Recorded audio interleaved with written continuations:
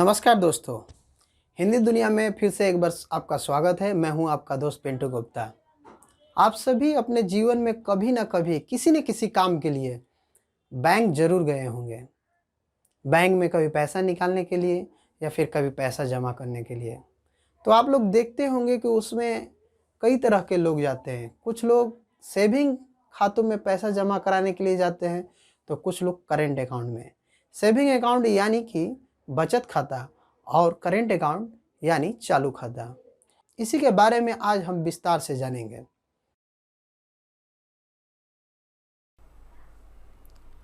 All you need to know what is saving account, what is current account and difference between saving and current account. तो चलिए जानते हैं पहले saving account के बारे में।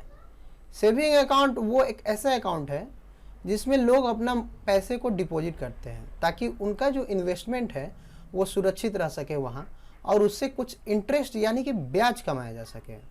इसके बदले में बैंक जो प्रोवाइड करता है वो है बहुत सारे सर्विसेज, जैसे कि ATM service, debit and credit card facilities, cheque book, online banking, mobile banking. तो आप सभी जानते हैं कि जिन लोगों के पास सेविंग अकाउंट है वो सभी अपना ऑनलाइन बैंकिंग कर सकते हैं अगर वे ऑनलाइन बैंकिंग के लिए रजिस्टर कराए हैं, और अगर उन्होंने मोबाइल बैंकिंग के लिए रजिस्टर कराया है तो वो मोबाइल बैंकिंग का भी यूज कर सकते हैं। चेक बुक में हम किसी भी अमाउंट को लिख कर किसी को भी दे देते हैं तो वो उस जगह से यानी बैंक्स में अपने बैंक में जाकर जमा करा सकता है उस चेक बुक को।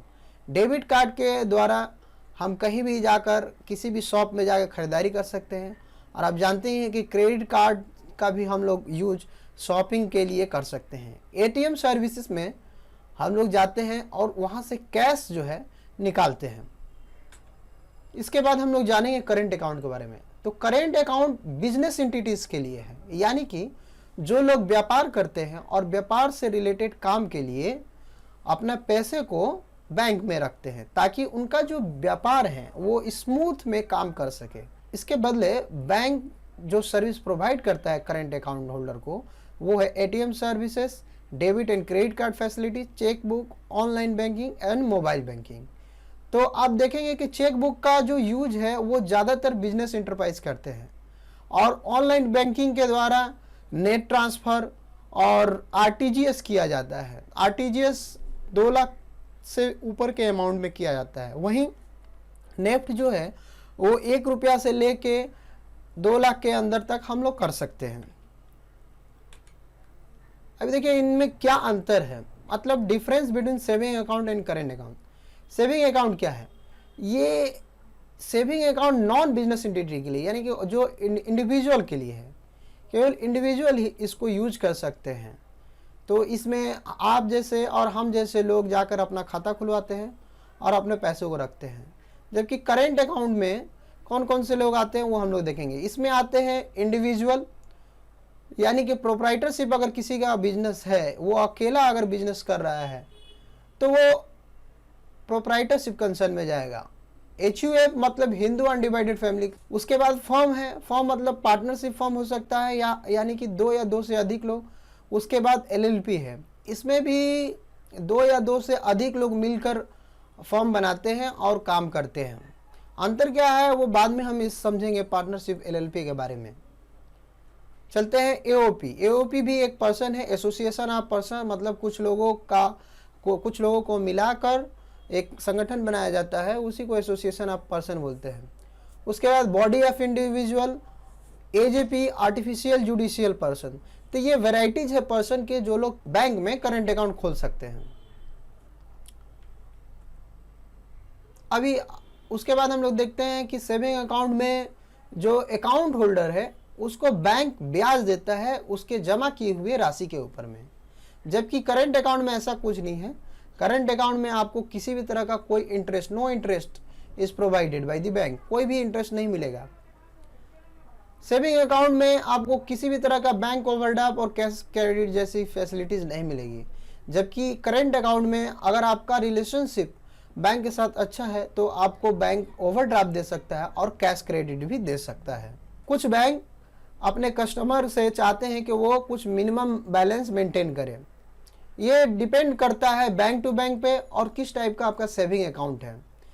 जनरली क्या होता है कि जो बैंक का जो मिनिमम बैलेंस है वो करंट अकाउंट के मुकाबले काफ़ी कम होता है, जबकि करंट अकाउंट में देखेंगे कि हम लोगों को एवरेज मंथली या क्वार्टरली बैलेंस मेंटेन करना पड़ता है, और ये जनरली सेविंग बैंक से ज़्यादा होता है।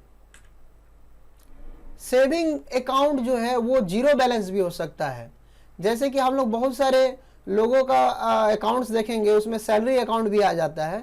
और आप अभी अभी आपने देखा होगा प्रधानमंत्री नरेंद्र मोदी ने जनधन योजना की शुरुआत की है, तो जनधन अकाउंट में जितने लोगों की खाता है वो जीरो बैलेंस मेंटेन करते हैं, यानी कि अगर उनका मिनिमम बैलेंस कुछ भी ना हो, जीरो हो, तो भी उनको कोई पेनाल्टी या इंटरेस्ट नहीं देना पड़ेगा बैंक को।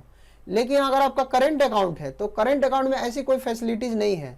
आपको लोकेशन के हिसाब से आप कहाँ पर है उस हिसाब से आपको मिनिमम बैलेंस मेंटेन करना पड़ेगा। रूरल हुआ उसका अलग चार्ज लगेगा, सेमी अर्बन में अलग चार्ज लगेगा, अर्बन में अलग चार्जेज है। ज़्यादातर अगर मैं SBI का रेट बताऊं तो रूरल के लिए 2500 है, सेमी अर्बन के लिए 5000 और अर्बन के लिए 10,000। इतना आपको बैलेंस मेंटेन करना पड़ेगा बैंक में।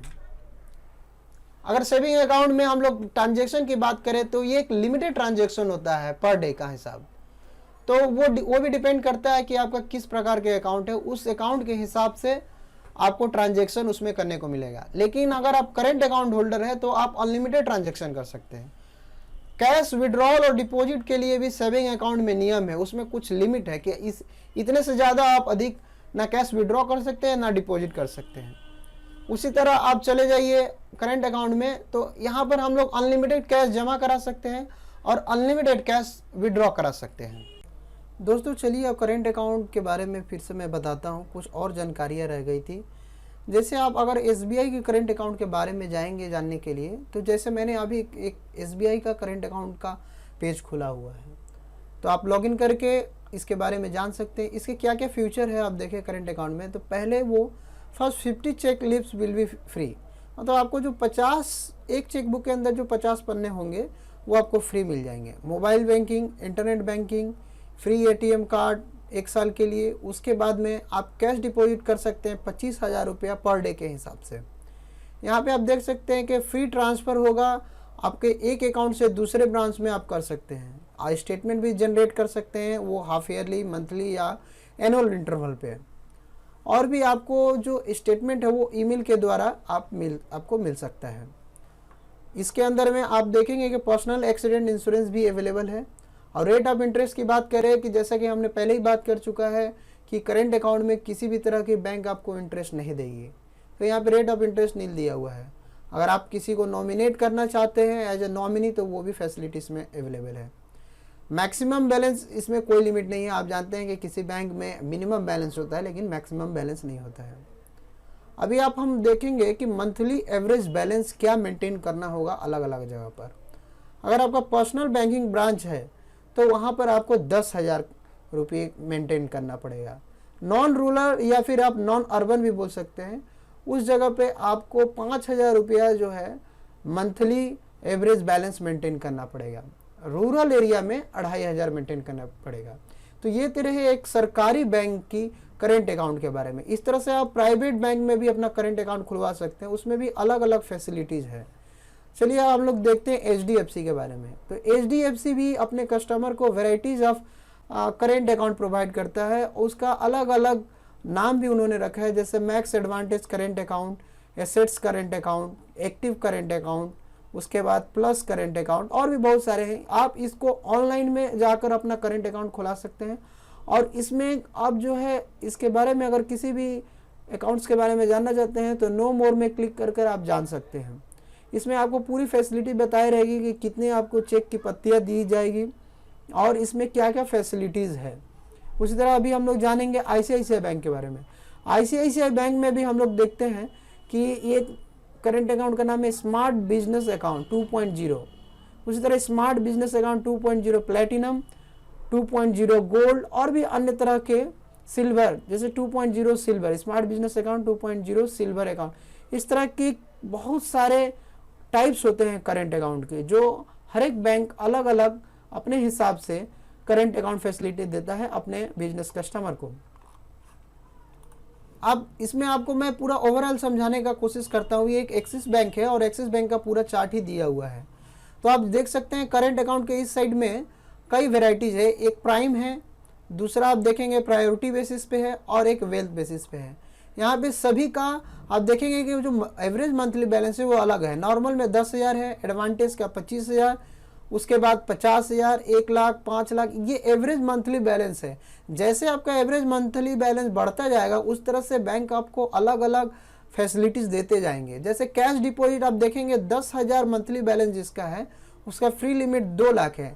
फिर वही देखते हैं कि जब आपका मंथली एवरेज बैलेंस 25,000 हो जाता है तो उसमें आपको कैश डिपॉजिट 3 लाख हो जाता है। और चार्जेस की जब बात करेंगे तो 1,000 रुपये के ऊपर 4 रुपये चार्ज बैंक आपको काटता है नॉर्मल वाले में। एडवांटेज वाले में भी 4 रुपीज़ है, लेकिन आप अगर इसमें देखेंगे जिसमें हमारा मंथली एवरेज बैलेंस 50,000 है उसमें हम लोगों को 3.5 रुपया देना पड़ रहा है 1,000 रुपया पर। उस तरह से आप डीडी और पीओ के ऊपर में देख सकते हैं कि सभी फ्री है, एकदम नील चार्जेज है। अगर आप डीडी बनाएंगे करंट अकाउंट के थ्रू तो किसी भी तरह का डिमांड ड्राफ्ट पे कोई चार्जेस नहीं लगेंगे। चेकबुक के लिए भी वही बात है, चेकबुक के लिए आपको किसी भी तरह का चार्जेस नहीं देना पड़ेगा।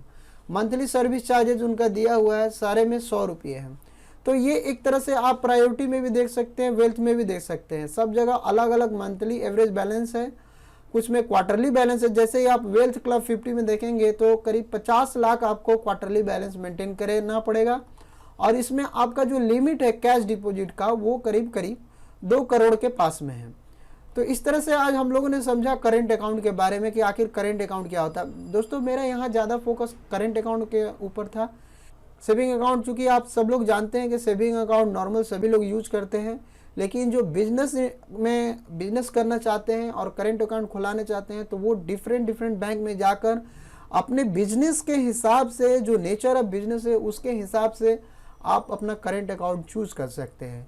ज़्यादातर प्राइवेट लिमिटेड कंपनियां और लिमिटेड कंपनियां बड़े बड़े प्लान को चूज करती है, जैसे कि वेल्थ क्लब 50 जो प्लान है एक्सिस बैंक का वो चूज कर सकती है, या फिर और अन्य बैंक में HDFC, ICICI या SBI में जाके अपना खाता खुला सकती है। तो अभी हम लोगों ने जाना सेविंग अकाउंट और करेंट अकाउंट के बारे में। मिलेंगे अपने नए वीडियो में। अगर आपको ये वीडियो अच्छा लगा तो आप इसे लाइक करें, सब्सक्राइब करें हमारे चैनल को और जितना हो सके शेयर करें। नमस्कार।